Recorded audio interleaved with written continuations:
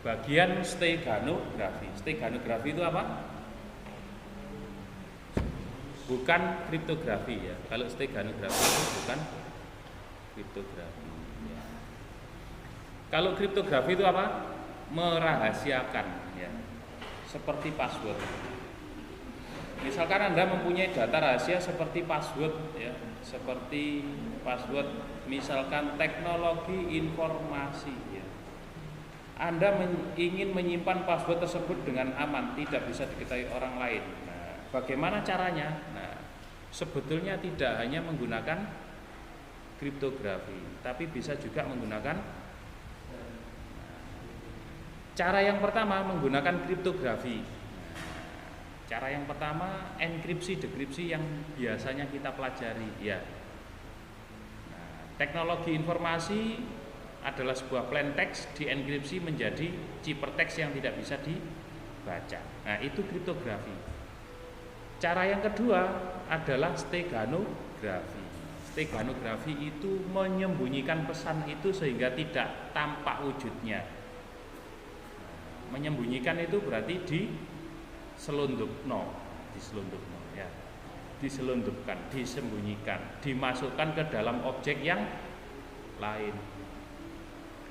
Contohnya password tadi adalah teknologi informasi, dimasukkan ke sebuah gambar. Ini gambar ya, jangan dimaknai buah. Mosok kok terus sampai salah paham ya. Oh, dimasukkan ke dalam buah, salah ya. Ini gambar maksudnya gitu ya. Jadi, captcha. Nah, captcha itu adalah bentuk steganografi yang muncul gambar tapi bisa dibaca sama manusia. Tidak bisa dibaca oleh robot. Kenapa harus ada captcha?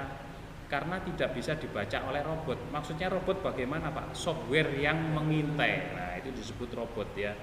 Jadi sampean kalau buka website itu mungkin browser sampean sudah ada software yang menempel untuk merekam seperti ini. Nah, merekam seperti ini kalau dia memang betul-betul software, dia nggak bisa baca. Ya, yang dibaca itu ekstensi. Oh, ini ekstensinya gambar. Oh, ini ekstensinya video dan sebagainya. Tapi kalau gambar itu ternyata ada teks yang bisa dibaca oleh manusia, maka itu disebut steganografi. Ya, captcha itu ya. Steganografi itu dari steganos, tersembunyi, grafi tulisan ya. Jadi steganografi itu adalah tulisan yang tersembunyi. Nah, itu bahasa Yunani ya. Ilmu dan seni menyembunyikan pesan rahasia dengan suatu cara sedemikian sehingga tidak seorang pun mengetahui keberadaannya ya. Tidak terdeteksi oleh orang lain ya. Tadi sudah dicontohkan captcha. Nah, itu salah satu metode keamanan informasi ya. Perbedaannya dengan kriptografi apa? Kalau kriptografi itu menyembunyikan isi, kontennya, ya, maknanya, menyembunyikan makna, tapi wujudnya masih ada, ya. Wujudnya masih ada. Tapi kalau steganografi itu menyembunyikan keberadaannya, eksistensinya. Nah, berarti wujudnya tidak ada, sembunyi di balik gambar, ya. Berarti ada makna di balik gambar, ya. Bukan ada udang di balik batu ya, bukan. Nah, kalau kriptografi itu begini, membuat orang lain curiga. Itu maknanya apa? Membuat orang lain curiga. Tapi kalau steganografi enggak curiga sama sekali. Kalau disadap, oh itu yang lewat musik kok. Nah, itu ya. Oh itu yang lewat gambar kok. Oh itu yang lewat video. Tapi di dalamnya ada makna yang bisa dibongkar. Nah, itu steganografi ya. Information hiding, bidang ilmu yang mempelajari cara menyembunyikan pesan sehingga tidak dapat dipersepsi baik visual maupun audio. Oke, kebanteran ya. Nah, kembali lagi ke sejarah ya. Nah, zaman dulu kalau mau perang itu untuk mengirim pesan supaya pesan itu tidak bisa dibaca oleh orang lain, itu ditulis di kepala budak. Ditulis di kepala budak. Ada seseorang namanya Herodatus menceritakan cara Histeius mengirim pesan kepada Aristagoras untuk melawan Persia. Caranya bagaimana? Dipilih beberapa budak. Kepala budak itu dibotaki, terus ditato, terus dibiarkan rambutnya tumbuh. Kalau sudah rambutnya tumbuh kan tidak dicurigai. Dia dikirim ke tempat perang tadi. Nah, kalau sudah dibotaki kembali, terus pesannya dibaca. Nggak hilang Pak, kan tato ya. Kalau tato kan nggak hilang. Ya, paham ya? Nah, itu cara aman mengirim informasi zaman dulu seperti itu ya.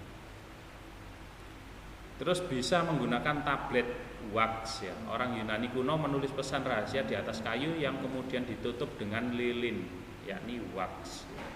Ditutup dengan lilin. Di dalam bukunya Herodatus menceritakan Demaratus mengirim peringatan tentang serangan ke Yunani ya. Menulis langsung pada tablet kayu yang dilapisi lilin. Nah, bisa dicoba. Nah, lilin itu berarti apa? Manfaatnya banyak ya. Bisa untuk menulis, bisa untuk melindungi. Makanya sebetulnya kalau ada dulu itu tenar buah apel yang ternyata kulitnya ada lilinnya, itu sebetulnya bukan meracuni ya, tapi itu melindungi supaya apelnya itu tetap segar. Jadi lilin itu manfaatnya banyak. Ada tinta tak tampak, contohnya Pliny the Elder menjelaskan penggunaan tinta dari getah tanaman Titimalus. Jika dituliskan pada kertas maka tulisan itu tidak kelihatan. Tapi kalau kertasnya itu dipanaskan, tulisan itu menjadi gelap atau coklat. Nah, ini namanya apa? Steganografi. Ada yang punya uang 100 di sini? Ada yang punya uang 100.000, bukan 100 rupiah. Nah, ini saya nggak punya ini. Oh, 50.000 ada ya, 50.000 ada. Nah, ini kalau kita tadi contoh pertama apa? Contoh pertama tadi itu adalah capca. Nah, contoh kedua ini kalau saya terangi begini ya, coba kalau punya uang 100.000 atau 50.000 ada apa? Ada gambar di dalamnya ya. Jika dilihat seperti ini nggak tampak ya. Atau kalau menggunakan sinar apa? Nah, itu kalau sinar UV, infrared. Gimana sih? Berarti sampean nggak tahu diginiin ya. Nah, sinar UV. Nah, sinar UV itu awalnya dari sejarah ini ya. Jadi uang ini dilihat palsu atau tidak, dimasukkan di bawahnya sinar UV. Kalau kelihatan dia akan dikatakan asli ya. Nah, ini bukan untuk diberikan tapi untuk contoh saja. Jadi dimasukkan lagi gitu ya. Nah, itu steganografi, manfaatnya di situ ya, untuk sebuah keamanan ya, paham ya? Nah, paham ya. Nah, zaman dulu menggunakan lilin. Nah, orang Cina malah ekstrim ya. Surat itu digumpalkan dengan lilin terus ditelan. Ditelan ya. Lah bagaimana membacanya, Pak? Ya besok kalau sudah keluar kotorannya. Nah, diekstrak lagi. Nah, itu orang Cina. Makanya banyak sekali jambret kalung zaman dulu, jambret kalung kalau sudah jambret ditelan supaya tidak tampak. Nek dicekel wong, ayo dole ono gak ada ya. Nah, dia akan mengekstraksi kalau sudah waktunya. Nah, gitu ya. Nah, itu steganografi ya, menyembunyikan ya, sesuatu. Nah, di sini menyembunyikan pesan. Nah, tahun 1499 Johannes Trithemius menulis buku Steganographia yang menceritakan tentang metode steganografi berbasis karakter. Nah, ada tulisan tersembunyi di balik paragraf. Contohnya, nanti contohnya di bawah. Ini sejarah Berlanjut, Giovanni Battista Porta menggambarkan cara menyembunyikan pesan di dalam telur rebus. Nah, ada juga. Bisa dicoba teman-teman ya. Kalau merebus telur sebelum direbus dibuat eksperimen. Caranya, pesan ditulis pada kulit telur ya. Dari tinta apa? Tinta khusus yang terbuat dari 1 on tawas dan setengah liter cuka. Diudek, nah terus dituliskan di kulit telur ya. Prinsipnya seperti apa? Tinta tersebut akan menembus pori-pori telur ya tanpa meninggalkan jejak yang terlihat. Nah, jadi direbus itu akan masuk ke dalam pori-pori telur, terus akan tertulis di putihnya telur. Tulisan dari tinta akan membekas pada permukaan isi telur yang telah mengeras karena rebusan tadi. Pesan dibaca dengan membuka kulit telur. Jadi nek dibuka, loh ternyata selamat Anda mendapatkan hadiah, misalkan begitu ya. Nah, yang seperti ini sekarang digunakan untuk apa? Pecah telur di Tokopedia, Shopee ya. Nah, maksudnya ngono maksudnya ya. Ada hadiah di dalam telur. Nah, itu logika seperti ini dipakai sekarang ya. Nah, logika seperti itu dipakai sekarang ya. Nah, ini loh, ini yang menggunakan sinar ultraviolet itu di Perang Dunia Kedua ya. Perang Dunia Kedua, tinta tak tampak digunakan untuk menuliskan pesan rahasia. Tinta tersebut campuran dari susu, sari buah, cuka, dan urin. Nah, ternyata urin kita ini bisa jadi tinta ya. Cara membacanya, kertas dipanaskan sehingga tulisan tersebut tampak hitam. Nah, itu contohnya agen FBI ya, seperti yang tadi ya, pada apa? Uang ya, pada uang. Nah, gitu ya. Jadi ada filmnya ya, ada filmnya. Nah, silakan di-download filmnya. Mana filmnya ya? Nah, ini filmnya. Beautiful Mind. Nah, ini filmnya. Silakan di-download. Nah, ini film recommended dari mata kuliah. Nah, dia cara membacanya bagaimana? Nah, seperti itu ya. Nah, di dalam tulisan ada sebuah tulisan. Nah, contohnya seperti apa, Pak? Nah, di dalam tulisan ada sebuah tulisan itu contohnya seperti ini.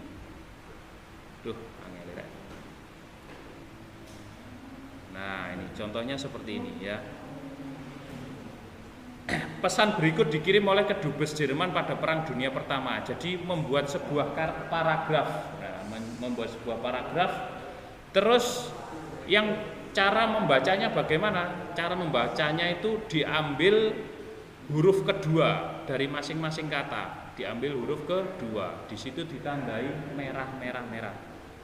Terus dirangkai menjadi kata yang bermakna.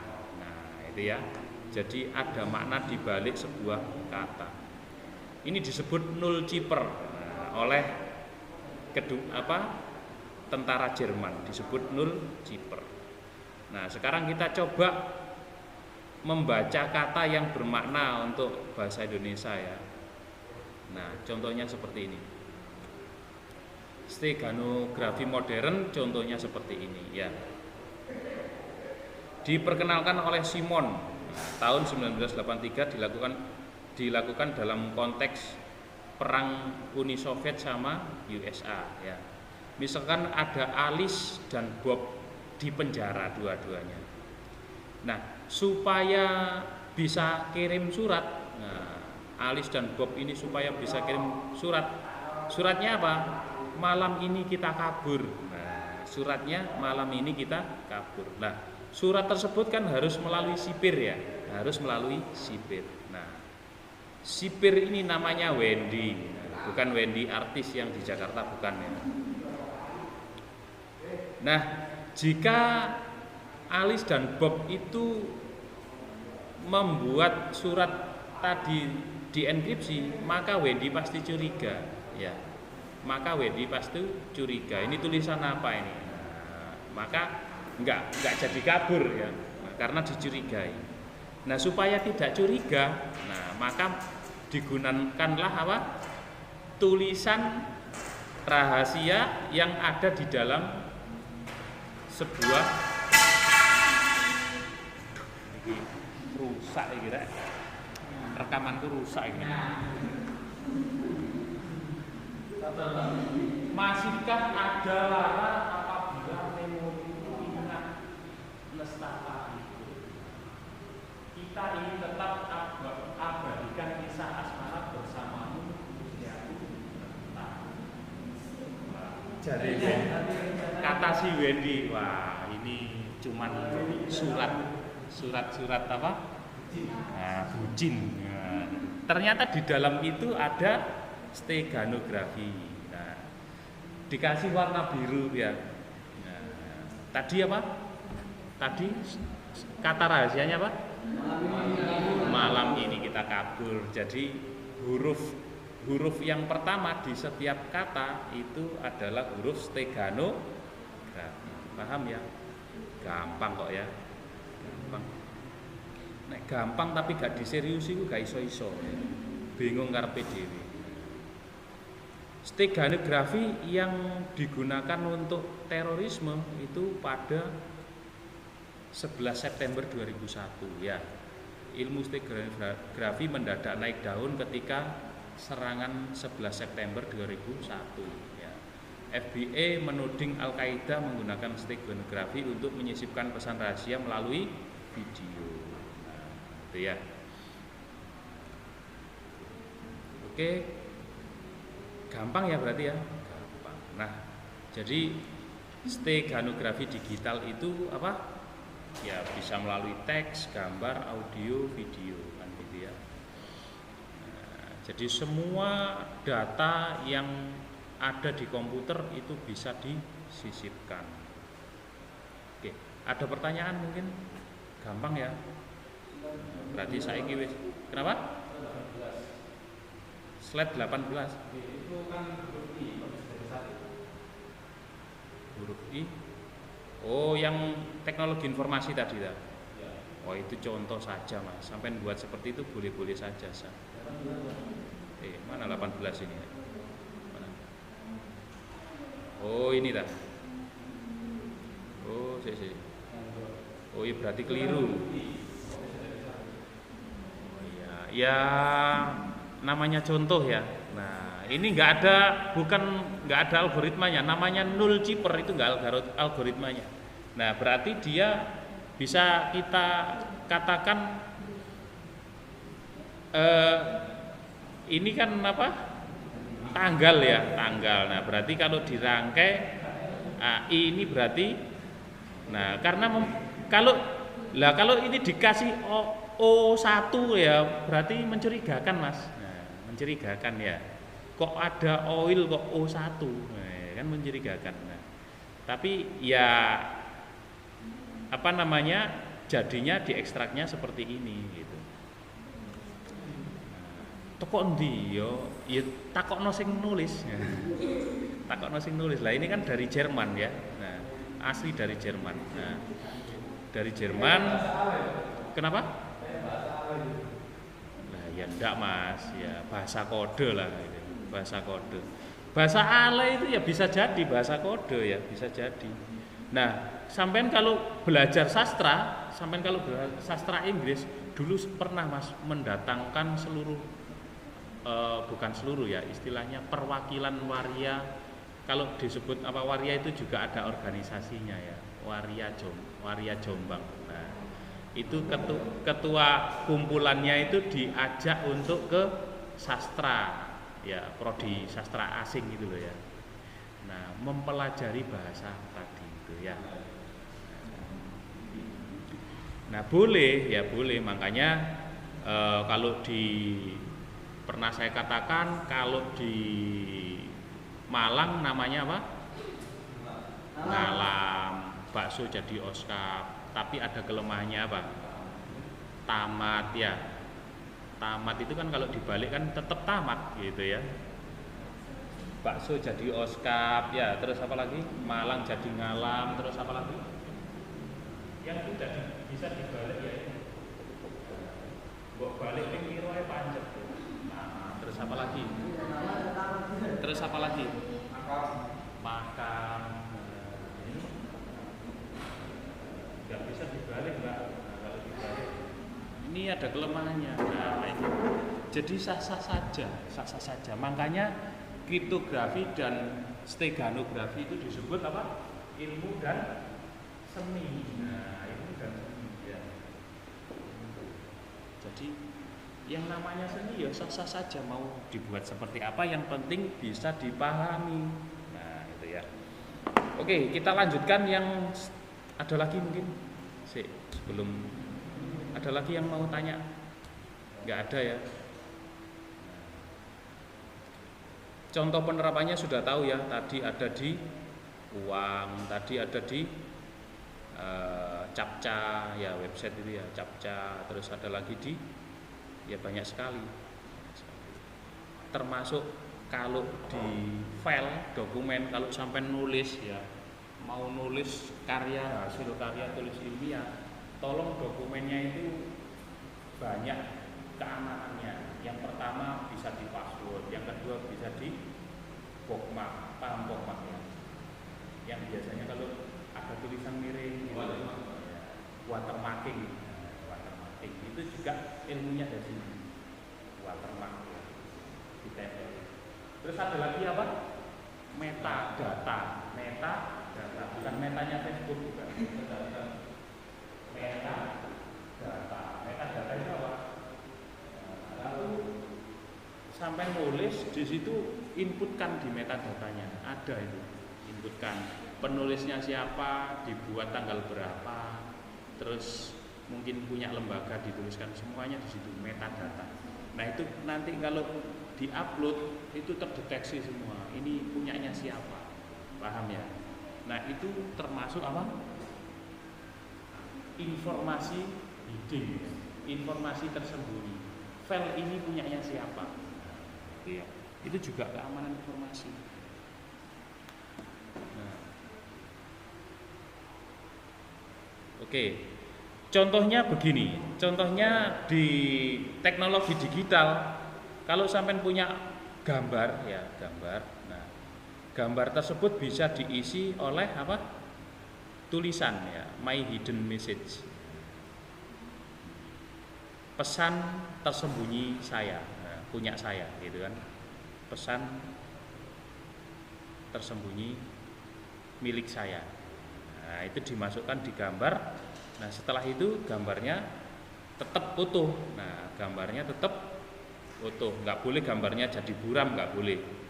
Nah, itu juga akan mencurigakan. Nah, jadi syaratnya ada 4 ini. Yang pertama embedded message atau secret message, yaitu pesan yang disembunyikan. Boleh teks, gambar, audio, video, boleh. Terus ada cover object, itu adalah media atau tadi gambar yang akan digunakan untuk mengcover tadi ya. Terus ada stego object ya. Nah, itu adalah media yang sudah berisi pesan. Terus ada kuncinya untuk mengekstraksi. Nah, jadi untuk bisa seperti ini ada 4 tadi ya, ada 4 kriteria terminologi ini. Nah, paham ya? Jadi untuk bisa diekstraksi itu tetap menggunakan kunci. Kemarin sudah ada contohnya ya, bisa kita cari, Pak kalau mau cari software seperti itu mana Pak? Nah kita tinggal googling saja, ada kok. Download apa? Download software steganografi. Nah ya, free download software steganografi. Klik. Nah, ini banyak sekali, tinggal download saja. Jadi teman-teman kalau punya dibiasakan itu ya, kalau punya pesan apa dimasukkan di video, di gambar, nah, gitu ya, di musik, nah, bisa. Nah seperti itu ya. Oke, jadi software kita banyak sekali bisa dimanfaatkan. Nah ini contohnya tadi ya, ada tulisan yang bisa dimasukkan ke gambar. Nah kalau sudah dimasukkan menjadi namanya stego image. harus bisa ini banyak sekali, contoh-contohnya banyak sekali. Nah, bisa. Kalau gambar JPG dengan GIF bedanya apa? Ada yang tahu? Kalau JPG itu gambarnya tidak bergerak. Kalau GIF itu gambarnya biasanya yang dikirim di WhatsApp itu ya. Nah, itu statusnya adalah GIF ya. Gambarnya bergerak. GIF. Apa bahasa Inggrisnya apa? GIF gitu ya. Nah, ini contoh-contohnya. Nah, seperti ini ya. Nah, diagram prosesnya seperti ini. Cover object, embed message, ada kuncinya, tetap harus mempunyai kunci untuk bisa diekstrak nantinya. Kalau tidak ada kuncinya nggak bisa diekstrak.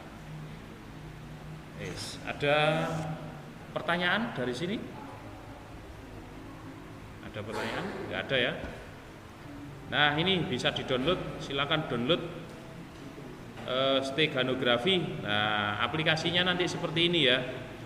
Download di komputernya, nanti dicoba untuk menyisipkan, bahasanya itu menyisipkan, memasukkan teks ke dalam gambar atau video dan sebagainya.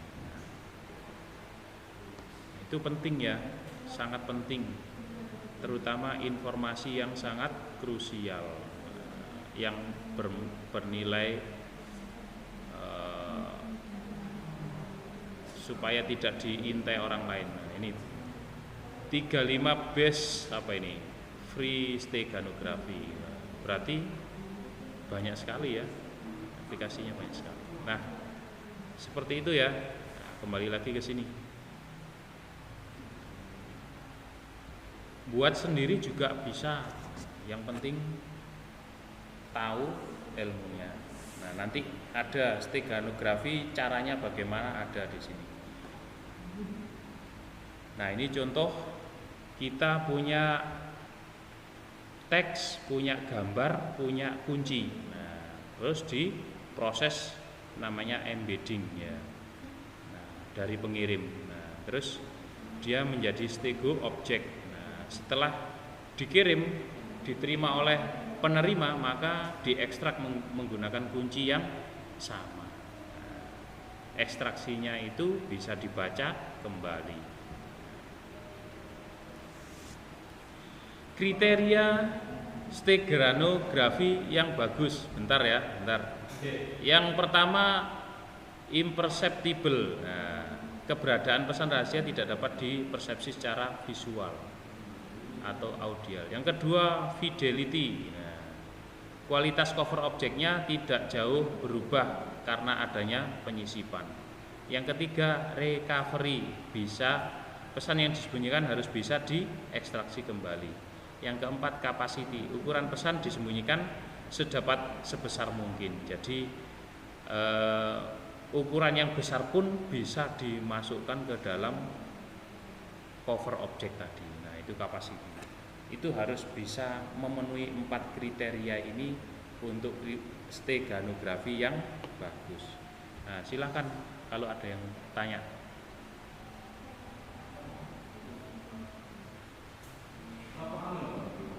Ya aman. Kan dari kata-kata jadikan gambar atau pihak lain bisa? Tidak bisa. Ya aman. Jadi seperti captcha itu loh. Sampai pernah ada software yang bisa login membaca captcha itu? Belum pernah ada ya. Nah, nyatanya aman ya, aman. Nah, jadi supaya aman Mas. Nah, sebetulnya di slide terakhir itu begini. Kalau sampai kepingin betul-betul informasinya aman, itu ada 2 teknik. Yang pertama di kriptografi, yang kedua hasil hypertext-nya. Hypertext-nya di stegano.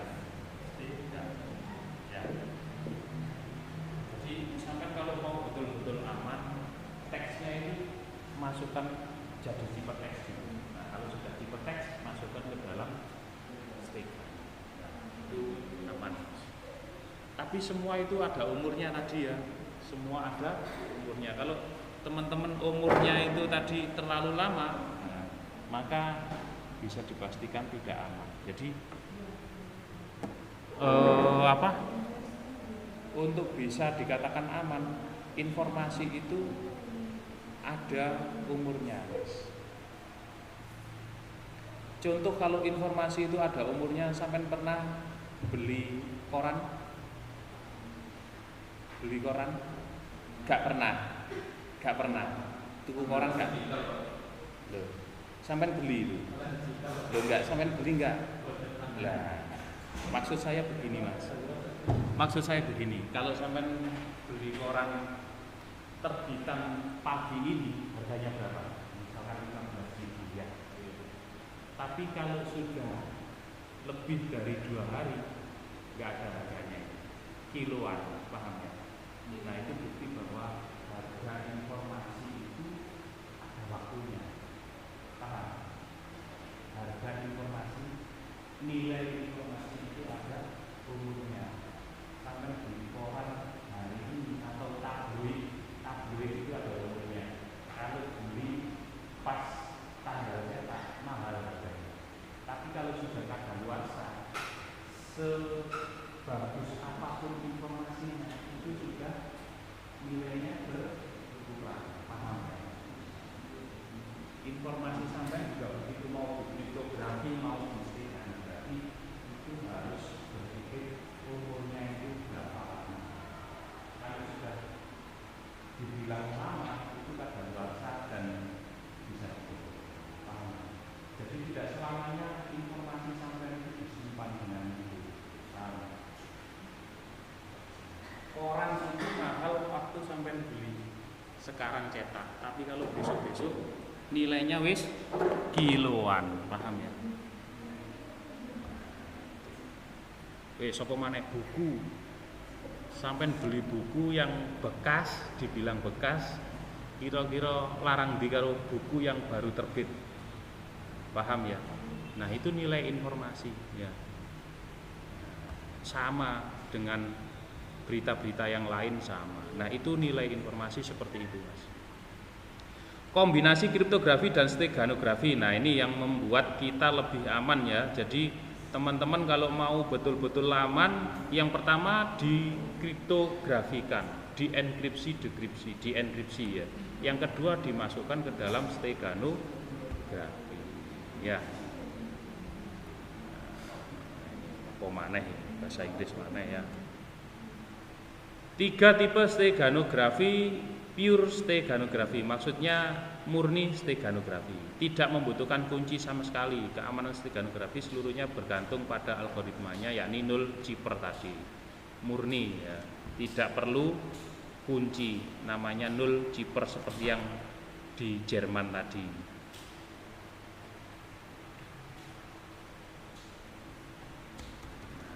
Terus yang kedua secret atau symmetric key steganografi. Jadi menggunakan algoritma dan menggunakan kunci. Belajarlah DES, apa itu? Data enkripsi standar. Kita belum ke sini ya. Terus yang ketiga public key steganografi, yakni menggunakan 2 kunci, kunci publik dan untuk embedding dan kunci privat untuk extraction. Menggunakan RSA. Kuncinya RSA ya, atau algoritmanya RSA. Nah, berarti setelah ini kita belajar kriptografi lagi tapi yang modern. Bersambung. Nah, ini saya lanjutkan ya biar kuat agak. Kuat agak. Kuat ya. Ini saya matikan.